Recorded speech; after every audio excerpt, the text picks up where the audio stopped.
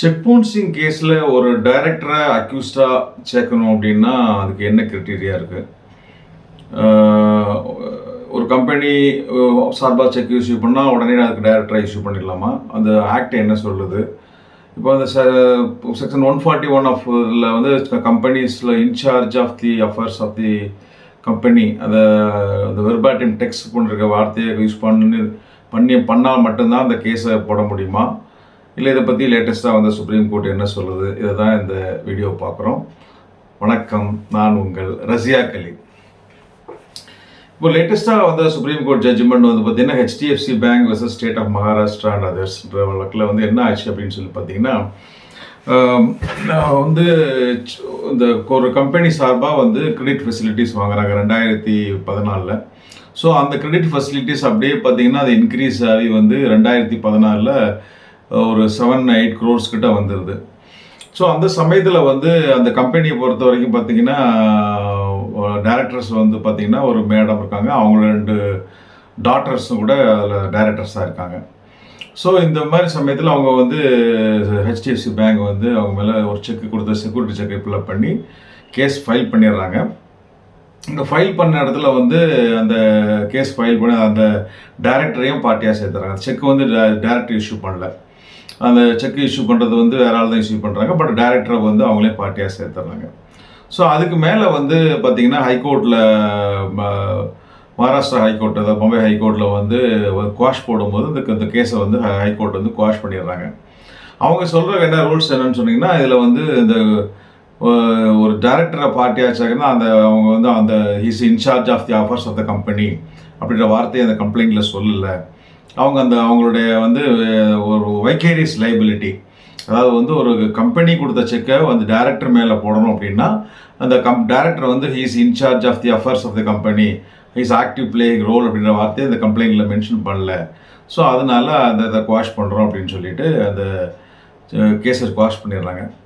So அதுக்கு மேலே ஹைகோர்ட்டில் வந்து பேங்க் இப்போ சுப்ரீம் கோர்ட்டில் அப்பீல் ப்ரிஃபர் பண்ணும்போது சுப்ரீம் கோர்ட் வந்து they have taken a different stand. So அங்கே வந்து ஆர்குமெண்ட் சப்மிட் பண்ணும்போது என்ன சொல்கிறாங்க, கம்ப்ளைண்ட் பேங்க் சார்பாக இங்கே வந்து சீஸ் இந்த அவங்களுக்கு பவர் கொடுத்துருக்காங்க, அந்த ப்ராமிசர் நோட்டில் அவங்க தான் கையெழுத்து போட்டிருக்காங்க, சப்ரிஜிஸ்ட்ரார் ஆஃபீஸில் வந்து மார்க்கேஜ் பண்ணுறதுக்கு அவங்களுக்கு தான் பவர் கொடுத்துருக்காங்க, லோன் டாக்குமெண்ட்ஸில் அவங்க தான் கையெழுத்து போட்டிருக்காங்க. சப்போஸ் அவங்க தான் எல்லாம் ஆக்டிவ் ரோலாக இருக்காங்க. எக்ஸாக்ட் வேர்ட் அந்த செக்ஷனில் 141 செக்ஷனில் சொல்லப்பட்ட அந்த எக்ஸாக்ட் வேர்டை வந்து சொல்லணுன்ற அவசியம் இல்லை. அது தட் கேன் பி, அதை வந்து ட்ரையல் கோர்ட்டில் தான் நம்ம ப்ரூவ் பண்ண முடியும். ஸ்டாச்சுட்டரி வேர்ட்ஸை வந்து சொன்ன மாதிரி அதை மாதிரி பேரட்டிங் பண்ணுற மாதிரி அப்படி வார்த்தை மென்ஷன் பண்ண வேண்டிய அவசியம் இல்லை அப்படின்ற மாதிரி அவங்களோட ஆர்குமெண்ட்டை சப்மிட் பண்ணுறாங்க. இப்போ இந்த டைரக்டர் சார்பாக சப்மிட் பண்ண ஆர்குமெண்ட் சொல்லும்போது அவங்க என்ன சொல்லிடுறாங்கன்னா, இவங்களை பற்றி ஸ்பெஷல் ப்ளீடிங்கே லைக் இஸ் இன்சார்ஜ்ன்ற வார்த்தையை சொல்லலை, is incharge of affairs of the கம்பெனின்றதை சொல்லலை. அது மூலமாக அவங்கள பற்றி ஸ்பெசிஃபிக் ரோல் எதுவுமே சொல்லலை.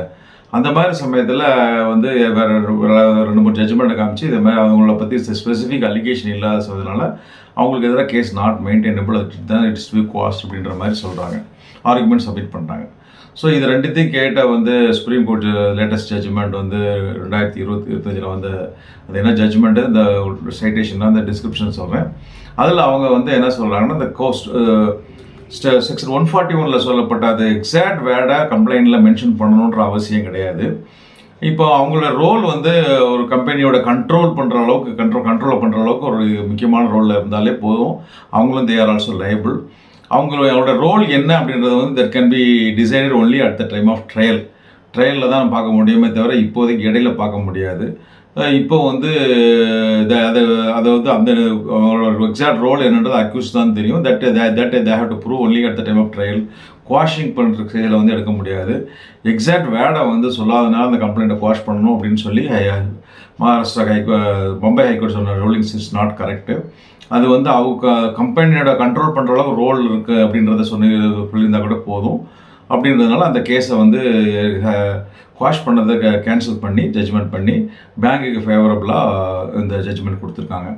ஸோ இந்த ஜட்ஜ்மெண்ட்லேருந்து அந்த ரூலிங்ஸ் என்ன அப்படின்னா, ஒரு கம்பெனி எதிராக கேஸ் ஃபைல் பண்ணும்போது டைரக்டர்ஸும் பார்ட்டிஸாக இன்வால்வ் பண்ணணும் அப்படின்னா அவங்க வந்து they are in charge of the company, they are they are day to day affairs of the company அவங்கெல்லாம் இருக்குது, கண்ட்ரோல் இருக்குன்றது ஸ்பெசிஃபிக் ப்ளீடிங் இல்லைன்னா கூட ஆக்டிவ் பார்ட்டிசிபேட் என்ன இருக்குன்றதை சொன்னால் போதும். அதில் வச்சு அதிலேருந்து அவங்களோட என்ன ரோல் இருந்தாலும் போதும், அதை வச்சு அவங்க வந்து அவங்க மேலே கேஸ் போடலாம் அப்படின்றத சொல்லியிருக்காங்க. இதுதான் இந்த ஜட்ஜ்மெண்டோட சாராம்சம்.